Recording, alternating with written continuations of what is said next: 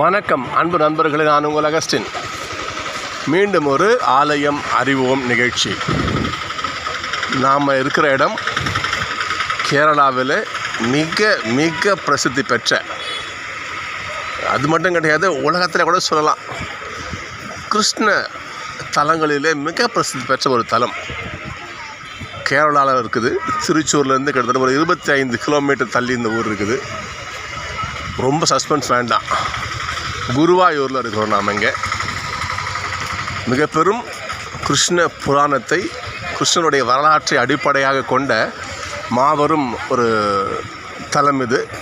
வாங்க, கோயிலுக்குள்ளே போக முடியாது, இந்த நடைபாதையிலேயே அப்படியே பயணித்து கொண்டு இந்த வரலாற்றை பார்க்கலாம். வாங்க உள்ளே போகலாம். கிருஷ்ண புராணத்தில் வாமர யுகம் என்று ஒரு யுகம் உண்டு. அதாவது கிருஷ்ண பகவான் குழந்தையாக இருந்த அந்த பருவத்தை வாமர யுகம்னு சொல்லுவாங்க. அந்த வாமர யுகத்தில், அந்த யுகம் முடிகின்ற அந்த நேரத்தில் கிருஷ்ண பகவான் தன்னுடைய குழந்தை பருவ அந்த ஒரு சிலையை என்ன பண்ணாராம், உத்தவன் மற்றும் பிரகஸ்பதி இந்த 2 பேருக்கிட்டையும் தன்னுடைய சிலையை கொடுத்தாராம்.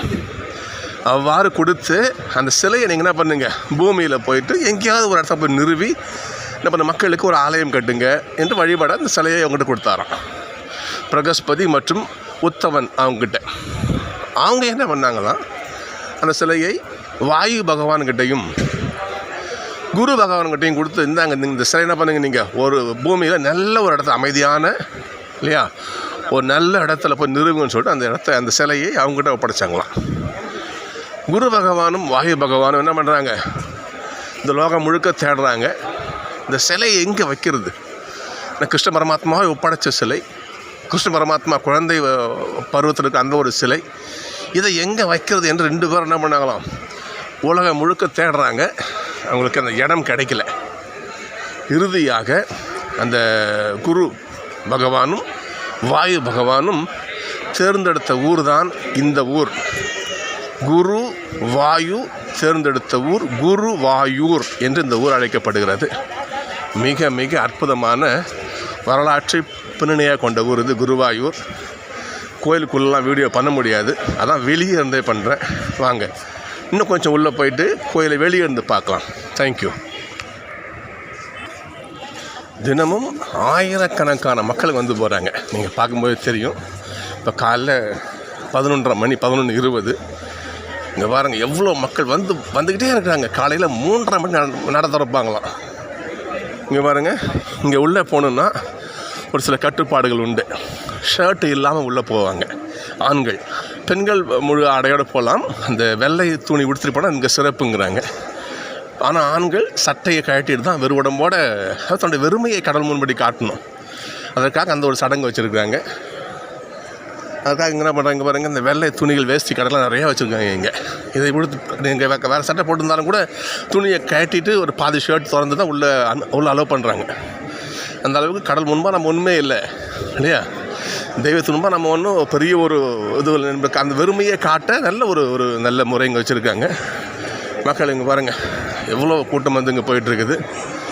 ஆனால் கோயிலுக்குள்ளே இந்த வீடியோ கேமரா ஃபோன் அலோவுடே கிடையாது. மக்கள் சாரையாக போகிறாங்க. நம்ம திருப்பதிக்கு போயிருப்போம். நமக்கு ரூமுங்களில் என்ன பண்ணுவாங்க, மக்களை தடுத்து நிறுத்தி கொஞ்சம் கொஞ்சமாக சாமி பார்க்க அனுப்புவாங்க இல்லையா. இங்கே அதை போல் இங்கே ஒரு வழிமுறை உண்டு.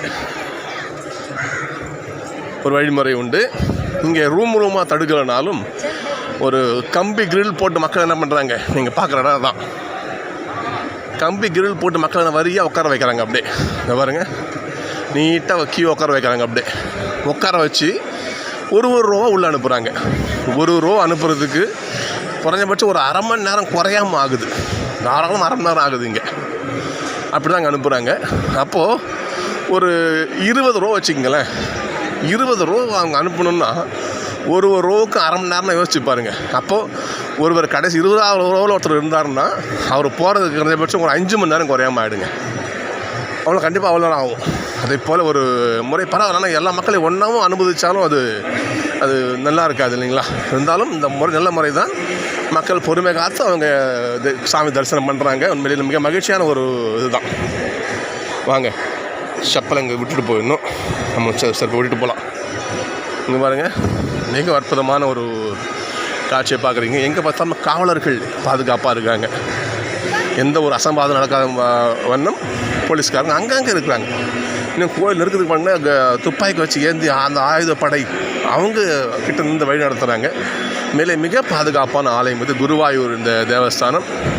அற்புதமான கைட் பண்ணுறாங்க, மக்கள்லாம் கைட் பண்ணுறாங்க. இங்கே பாருங்கள், இங்கே கச்சேரி நடக்குது பாருங்கள். இங்கே தினம் தினம் இந்த நடன கச்சேரி இங்கே பாருங்க.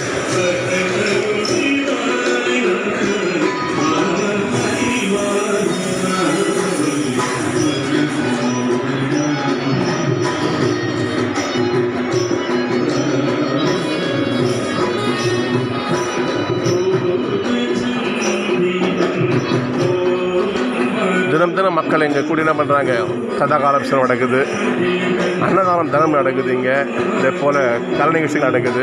அற்புதமான ஒரு தருணத்தை நீங்கள் பார்த்துட்ருக்கீங்க. இங்கே நீங்கள் வாங்க, இன்னும் கொஞ்சம் கிட்ட போகலாம். இப்போ நீங்கள் பார்க்குற அந்த கிரில் பார்க்குறீங்களே, மக்கள் உட்காந்துருக்காங்க பாருங்கள். இதான் நான் சொன்ன அந்த கிரில் ரோ. இது தடுப்பாக இருக்கும். ஒரு 20 ரோ அளவு இருக்கும். ஒரு ரோலையும் என் கணக்குப்படி ஒரு 100 பேருக்கு மேலே உட்காந்துருப்பாங்க. அப்போ அந்த 20 ரோ 2000 பேர் இருக்கலாம். அப்போ 2000 பேரும் ஒரு அரை மணி நேரத்துக்கு ஒரு முறை தான் இந்த 100 பேரையும் விடுறாங்க. அப்போ யோசிச்சு பாருங்கள், இந்த 2000 பேர் போக எவ்வளோ நேரம் ஆகும் யோசிச்சு. மக்கள் வெயிட் பண்ணுறாங்க, இருந்து சாமி தரிசனம் பண்ணிட்டு தான் போகிறாங்க. அற்புதமான ஒரு ஆலயம் இந்த குருவாயூர் தேவஸ்தானம், ஸ்ரீ கிருஷ்ண ஆலயம். எங்கே பார்த்தாலும் இந்த நாராயணா என்ற ஓசை தான் கேட்டுக்கிட்டே இருக்குது. சந்தோஷம், மிக மகிழ்ச்சி. மக்கள் வழிபட்டு கடவுளை அவருடைய ஆசிரியரை பெற்றுட்டு போகிறாங்களே, ரொம்ப சந்தோஷம். நீங்களும் வந்தால் வாங்க. இதோ உங்களுக்காக அந்த கருவறையினுடைய விளக்கை உங்களுக்காக காட்டுறேன், பாருங்கள்.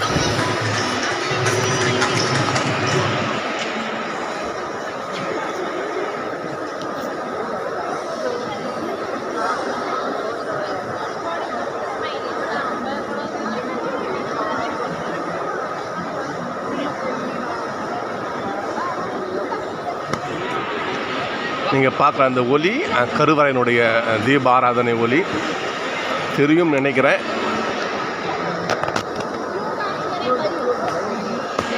ஓகே நண்பர்களே, நீங்கள் பார்க்குற அந்த ஆலயம் குருவாயூர் ஸ்ரீ கிருஷ்ண பகவான் ஆலயம். இப்போ நல்லா தெளிவாக தெரிதா பாருங்கள் அந்த கருவறையினுடைய தீபாராதனை.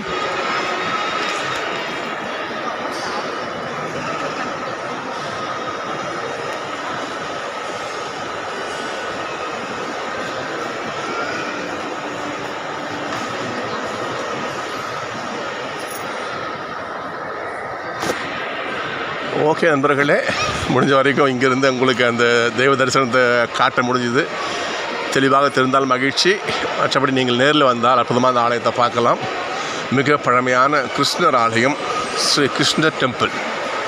மக்களை பாருங்கள், மக்கள் வெள்ளத்தை பாருங்கள். சும்மா அப்படியே களை கட்டுது இந்த ஆலயத்தில். அவ்வளோ மக்கள் கூட்டம். காலையில் 3:30 மணிலேருந்து வந்து குவிகிறாங்க இந்த கடவுளை வழிபட. நீங்களும் வாங்க, கிருஷ்ணனுடைய ஆசிரியும் அருளையும் பெறுங்கள். நன்றி. நான் உங்கள் அகஸ்டின். இன்னொரு வீடியோவில் பார்க்கலாம்.